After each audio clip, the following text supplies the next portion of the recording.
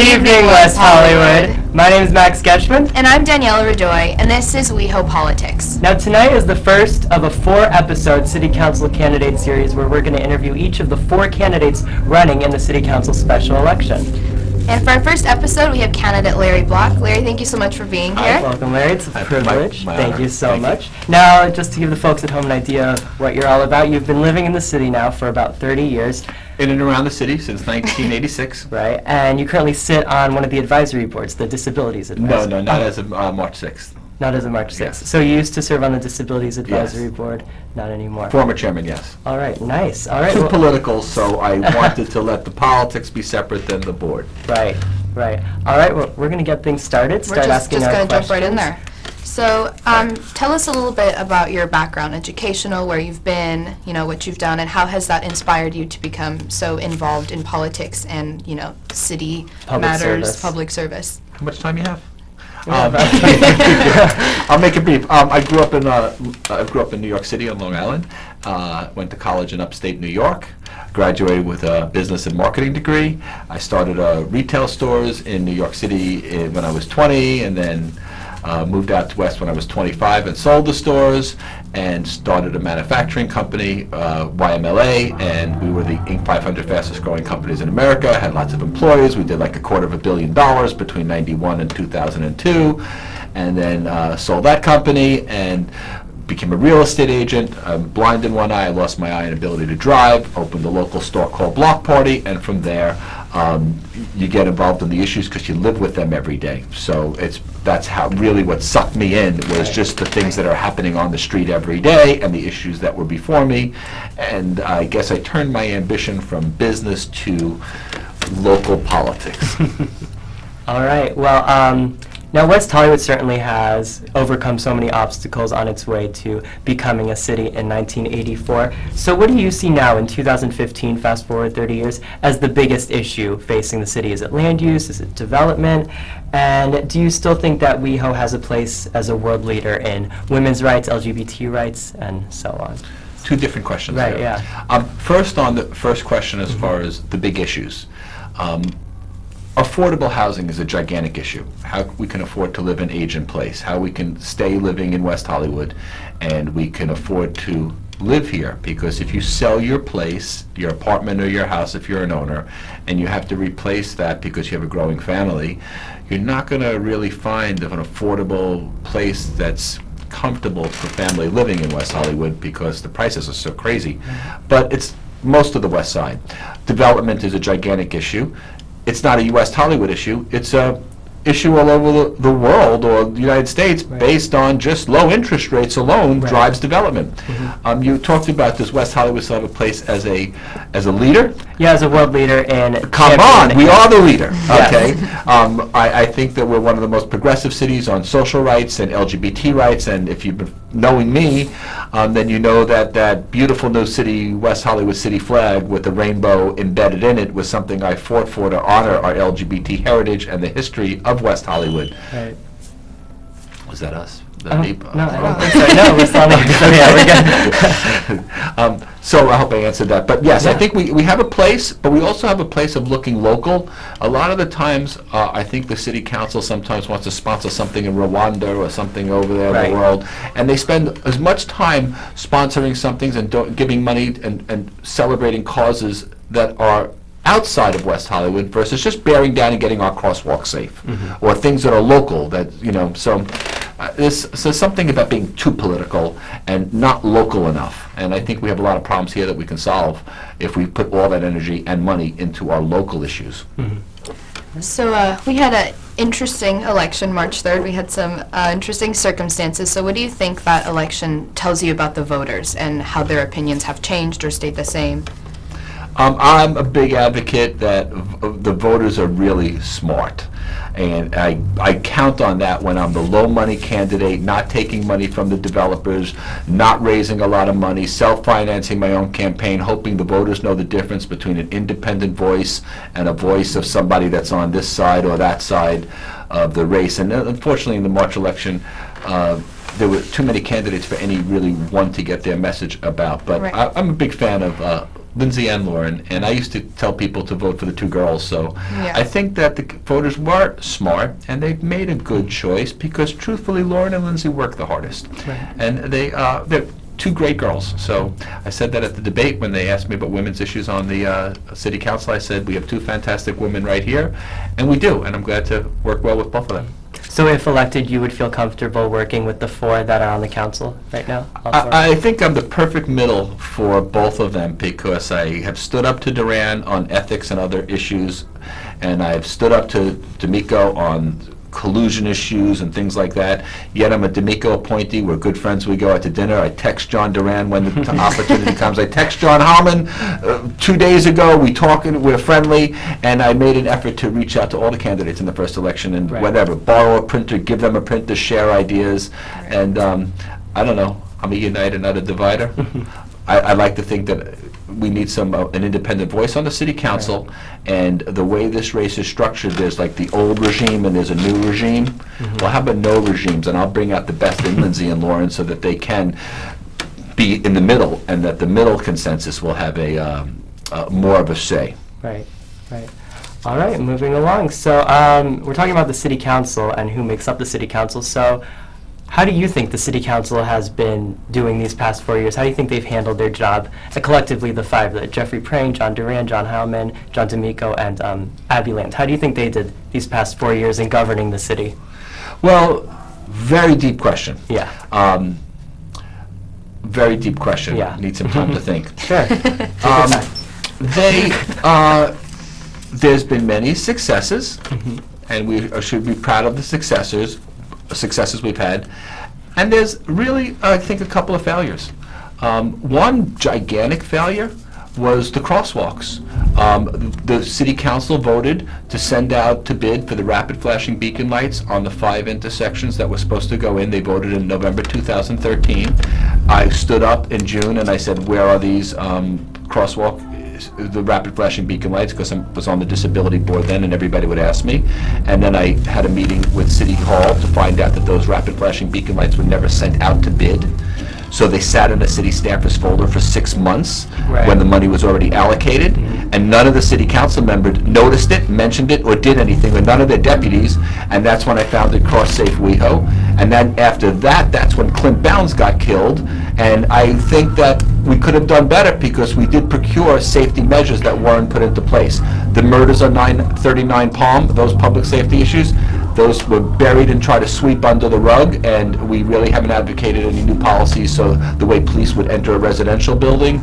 So, and in last June, I stood up, I go, there's not one public safety item on this agenda, Right. because public safety seems to have slipped, and if you look at the new statistics, West Hollywood per capita has the worst crime rates in the whole West Side.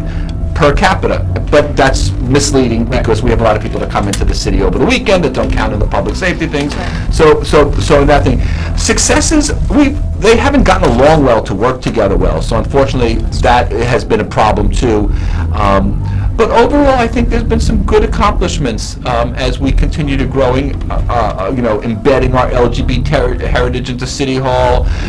Development has gone astray a little bit, so I don't blame the city council for that.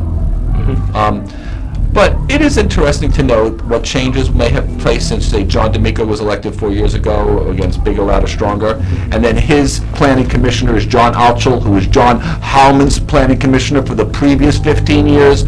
So what changes are there? Just shuffling. So I think we could do better. Right. I like to think we could do better.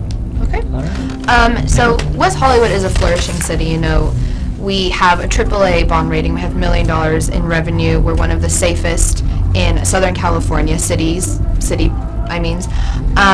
how would electing you as council member add on to the success? Like, how would you build up the success that the city already has? Well, I'm glad to say I had dinner with City Manager Paul, lunch with City Manager Paul Aravello 2 days ago, Monday, 3 days ago. So I'm not so sure the success is exactly the way you pointed out to be so successful. There's $100 million in revenue. There's not much money left over. We talked about that at lunch, which really money's put aside for the pensions, and money's put aside for our committed contracts. So by just dealing with revenue, we're not really dealing with expenditures and our bonds, the bonds that we issue to finance these things that are paid off through recurring revenue. Right. But yes, we have a AAA bond rating, and it is a successful city in that regard.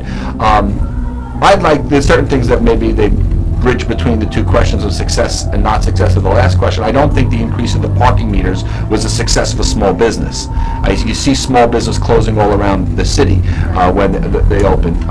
And then the second part of your question was how would I build upon the success? If Yes. we call that a Right, success? right. I like to build the small business, the mom and pops, to be able to roll back some of the increase in fees for instance, I have a shop on Santa Monica Boulevard. The special event permits doubled. We used to have a sidewalk sale, and it would help us, get more sales. Now it's $200 to put your stuff on the sidewalk. It's the same $188, but the same money is to, say, throw a party at the PDC. If you hear the noise in the background, it's Christina Aguilera singing across the street.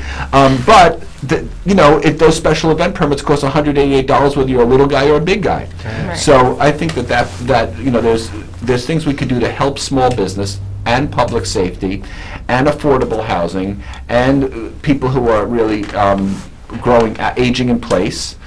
I'm a big social services advocate. A problem that I've advocated and we have, say, building on success.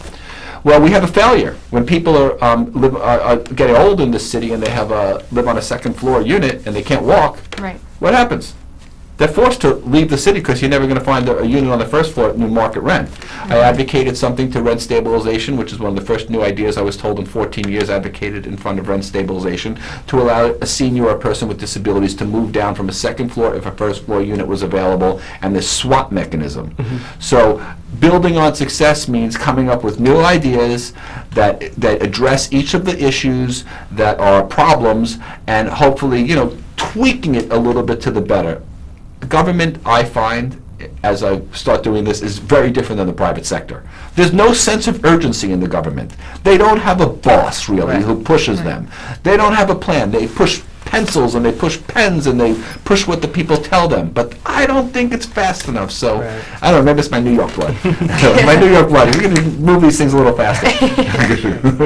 Now, I just want to move on to construction and development. I mean, probably one of the biggest issues facing the city, as you pointed out earlier. And there seems to be recently a conflict between building new projects, building new construction projects, and preserving our old historic buildings, such as Plummer Park with Fiesta Hall.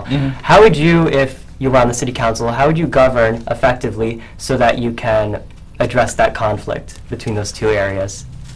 What you're really talking about is the balance Right. between preservation and the construction. balance between construction. Right. Right. So, first on the preservation. I'm a member of the West Hollywood Preservation Alliance. I believe in saving our most precious treasures that there are. And as a member there, I am for Plummer Park. I happen to love Plummer Park. I don't always agree with every single aspect of Plummer Park, because I didn't love, say, the new plan, but the worst part about preservation in that area was a 20-year-old plan that kept getting pushed. So I advocated for a new visioning process like Tara or West Hollywood Park, where the current stakeholders can get together and really decide the future of what Plummer Park should be. I don't bring an ideology as to what it should be, but I'm very close with a lot of the preservationists, and I've advocated to them, get involved now, before the buildings get torn down. Why was the Streamline Modern building where the Melrose Triangle, why couldn't we save that? Because it wasn't fast enough. You look at the Circus of Books. I met with Lindy Lowy the other day, who is one of the heads of West Hollywood Preservation Alliance. Why aren't we protecting that unique architecture now? But that has nothing to do with development. Development, on the other side of construction, property owners have rights. They have rights to build within the confines of the zoning codes and the laws, and the property owners have rights to build. Everybody buys a house, they want to add a room, they want to, their love. People who are in business and developers, they have rights. Development is booming because there's 3% interest rates in this country, and that's where people are putting their money there. You can't put your money in a bank and get any interest. So development is a product of national politics more so than that. And the main thing about development, which we need good, sensible development, is, as an example, a few years ago when the housing market crashed, we had a situation there where it became tougher to get loans. It became tougher to get finances, and the restrictions became tougher. And that made homeowners move into the rental market to rent places because they couldn't afford to buy, or they didn't have the new large down payment. There were no more interest-free loans. The rental stock got eaten up, and now you find very low vacancies. And with low vacancies in rental stock, people invest money and build more rental stock. Right. And, or even condos, I mean, being built all over the city. So I really think that it's not unique to us. I personally prefer, within construction, greater setbacks off the sidewalk. So I came here in 1986, and you rented a convertible and drove down Santa Monica Boulevard and put some lemon juice in my hair and tried to get some little blonde there. And you can't do that when it's all shade. You know, the truth being said in jest. Yeah. So, but it's a fine balance, and development is important to a growing community. Without development, we can't add more affordable housing. Affordable housing comes from the development. Right. Traditionally, we have added more affordable housing stock than is required under the state law, under SB 1818, that developers are allowed to add an affordable housing unit and build an extra 10 stories, 10 feet. But the fact is, our local ordinances already cover that. So in a way, we could have adopted the state mandate and lowered the local mandate and had less affordable housing and 10 feet shorter buildings in some areas.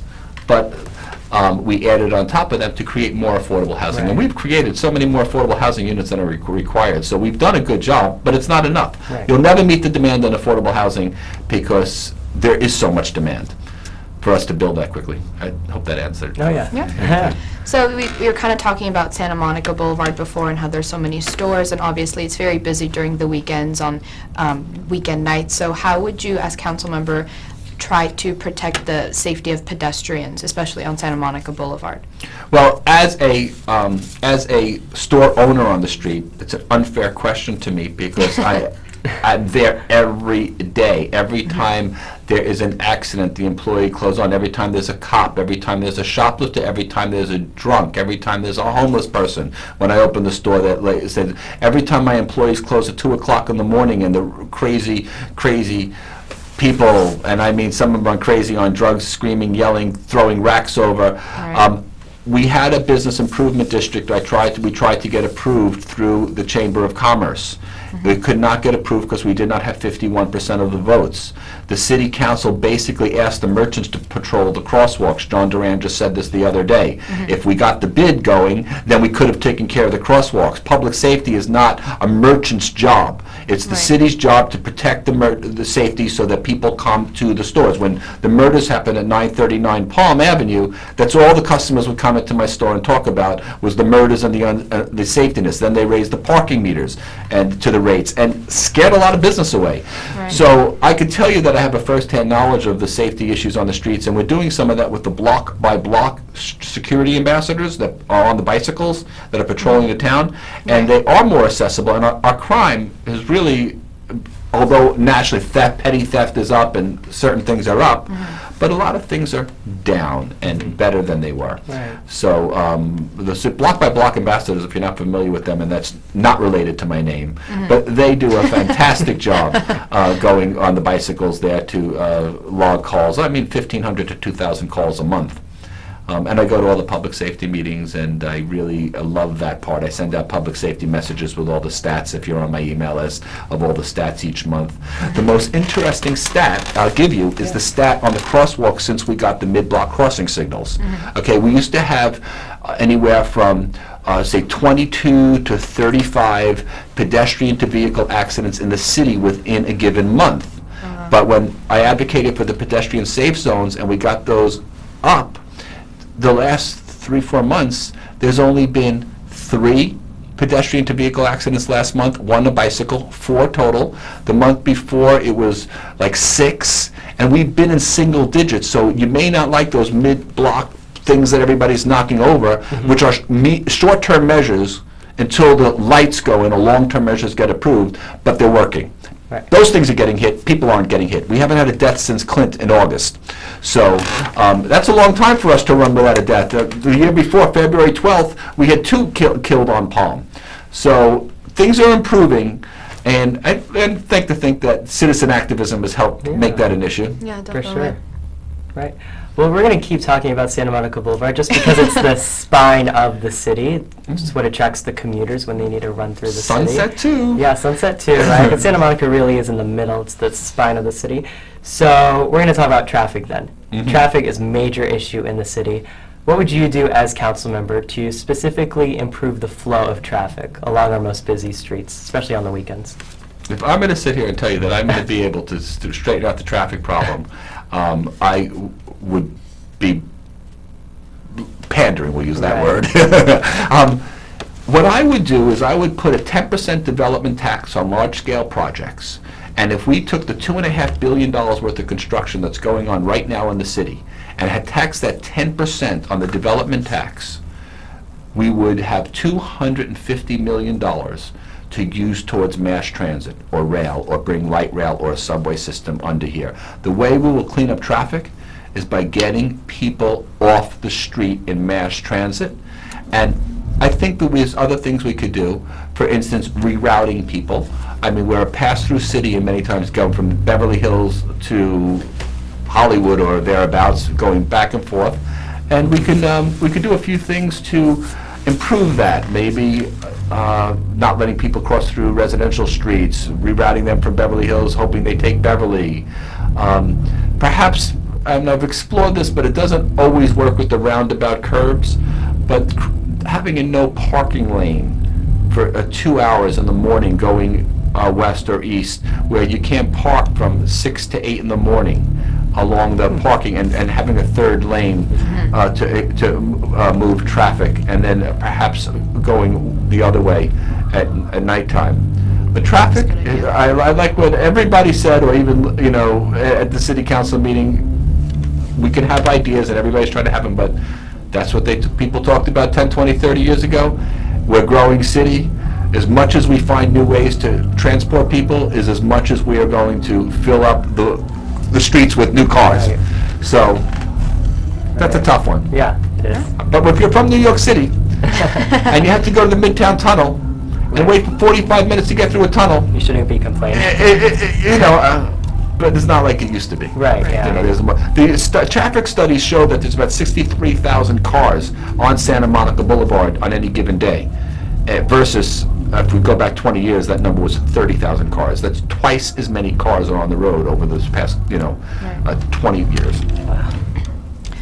Okay. Well, in recent years, there have been more families with young children moving into West Hollywood just because we have so many elementary schools in the area. We have Rosewood and Laurel and Gardner not too far from here, too. But however, it seems that when the children get around middle school, high school age, the families tend to move out of West Hollywood into more safer, cheaper areas such as the Valley. So how would you have people move to West Hollywood as families and have them stay in West Hollywood?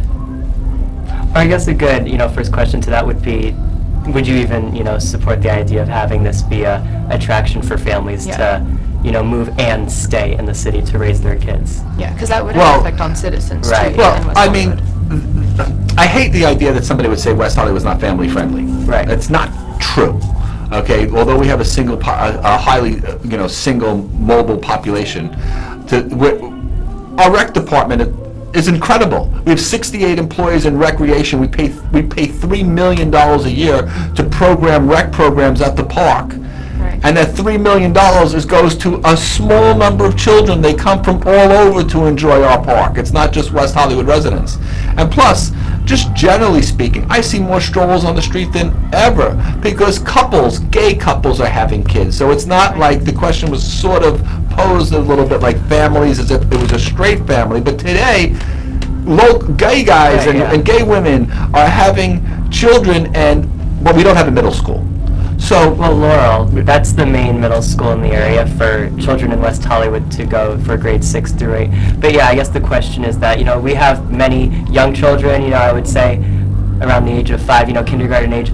But I guess the question is, once those children reach those middle school years of like 10, 11, 12, 13, the families tend to move out of the city, They tend- live in more family-friendly Especially the areas. Russian families. The Right. Russian families on the east side that are moving out to the valley because Right. in the east side working group studies, that's what they showed, that people are leaving. Right. So how do we keep them stay in the city? I guess that's the question we're asking. How do we have those families not move out of the city? How do we make them stay in the city so that, their kid can go to Laurel, Fairfax, and not have to, move off and go to Pacific Palisades or something I've like thought about this middle school question a few times, and the middle school, it's interesting because the city hall has advocated building a new city hall where the sheriff is, where the MTA plan was going, and they would move the city hall over to the west side here. And somebody, a constituent, mentioned to me that they wanted a middle school. If they do that, why don't we turn City Hall into a middle school? So that we would have a middle school in the middle of the Wow, city yeah. as an opportunity. But there is another opportunity on the east side across from Plummer Park where we can build another middle school. But the main issue of the family-friendly has to do with housing stock. We don't really have housing stock. As an example, the big box overlay that West Hollywood West approved. When I grew up, and I'm from Long Island, I went up the steps. Mommy's room was over there. Laurie's room was there. Keith's room was there. Larry's room was there. And we all lived, and then we ran into Mommy's room when we needed something. Daddy too, but he wasn't home. But we don't have that. And in the big box overlays of West Hollywood West, they now limited the second floor to 75% of the first floor. And some of the new design guidelines put a master bedroom downstairs and the kids' bedrooms upstairs. Right. So by limiting some of these things, we also don't encourage more family-friendly housing. When we have family-friendly housing and people stay longer and more families stay longer, that will create the demand for more middle schools. We could do that. And it's not like it used to be where we needed to have, straight families move in to have kids there, and West Hollywood, didn't have a lot of, didn't have that reputation. Because today everybody can have a family. And there's no differences. But if you have to move to Hollywood to be able to afford it because your kid's past 5-year-olds old, 6 years old, they want their own bedroom, and you want to have a second kid, and there's no 4-bedroom places in town unless you can afford to buy a house, it's a night and day difference. So what we could do is working on more family-friendly policies for housing and schooling and education, and from there, build that they will come. All right. All right, we have less than a minute left, so I'll give you around 25 seconds to answer this last one before Okay. we're done for this evening. What makes you different from the 3 other individuals that you're running against? John Howman, Heidi Schenk, and Cole Edman. First of all, thank you very much. This has been, No I can't believe the time problem. goes quick. What makes me different is that I've actually done a lot of things. Actions speak louder than words. I introduced term limits to the city. I knocked on the door to get on the ballot. We didn't have term limits. I believe in the voices of the people. I fought for the LGBT flag on City Hall. I fight for the renters' rights. I introduced crosswalk safety and founded Cross Safe WeHo. I'm a local small business guy, and I see boots on the ground on the street. John Hallman, great guy, 30 years, time to move forward. The other two, no comment. All right. Well, sounds good. I guess we'll